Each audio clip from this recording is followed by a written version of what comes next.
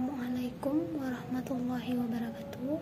Saya Nur Azizah di sini diberikan kesempatan untuk menjelaskan fungsi bimbingan dan konseling terkait mata kuliah bimbingan dan belajar konseling di SD atau MI. Semoga apa yang saya jelaskan nanti teman-teman dapat memahaminya dengan baik. Baik, masuk ke pembahasan yang pertama, fungsi bimbingan dan konseling secara umum. Secara umum, bimbingan dan konseling berfungsi sebagai fasilitator dan motivator klien dalam upaya memecahkan problem kehidupan klien dengan kemampuan ada pada dirinya sendiri. Jadi fungsi ini dapat dijabarkan sebagai kegiatan yang bersifat pencegahan terhadap gangguan mental, spiritual, dan lingkungan yang dapat menghambat kegiatan-kegiatan klien.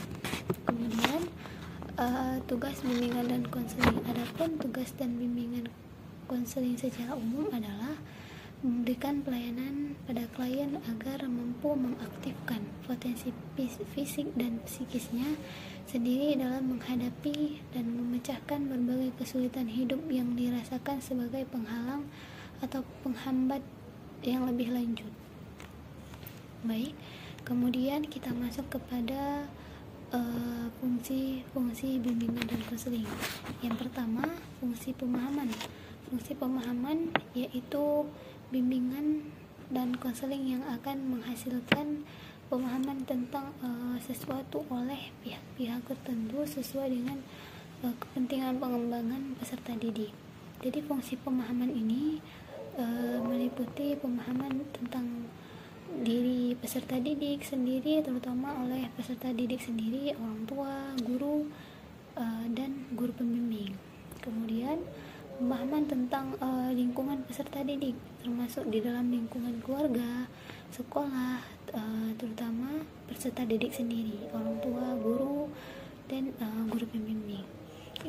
Kemudian pemahaman tentang lingkungan yang lebih luas, seperti informasi pendidikan, informasi jabatan dan pekerjaan, dan informasi sosial budaya. Kemudian yang kedua, fungsi pencegahan. Fungsi pencegahan yaitu fungsi bimbingan dan konseling yang akan menghasilkan tercegahnya atau terhindarnya peserta didik dari berbagai permasalahan yang mungkin timbul akan dapat mengganggu, menghambat atau menimbulkan kesulitan atau kerugian-kerugian tertentu dalam proses perkembangan belajar peserta didik. Yang ketiga ada fungsi pengentasan. Fungsi pengentasan ini digunakan sebagai istilah fungsi kuratif atau fungsi terapik dengan arti pengobatan atau penyembuhan. Pelayanan dan konseling ini membantu memecahkan masalah-masalah yang dihadapi oleh peserta didik baik dalam sifatnya, jenisnya maupun bentuknya. Yang keempat, fungsi pemeliharaan dan pengembangan. Fungsi pemeliharaan ini adalah fungsi yang akan menghasilkan terpeliharanya dan terkembangkannya beberapa potensi dan kondisi positif peserta didik dalam rangka perkembangan dirinya secara terarah, mantap, dan berkelanjutan. Yang kelima, yang terakhir, ada fungsi advokasi.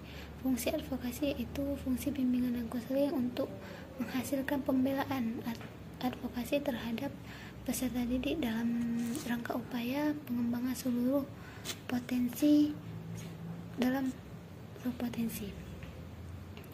Jadi secara keseluruhan jika semua fungsi ini tersebut terlaksana dengan baik, dapat dikatakanlah bahwa akan mampu berkembang secara wajar dan mantap, aktualisasi diri secara optimal pula.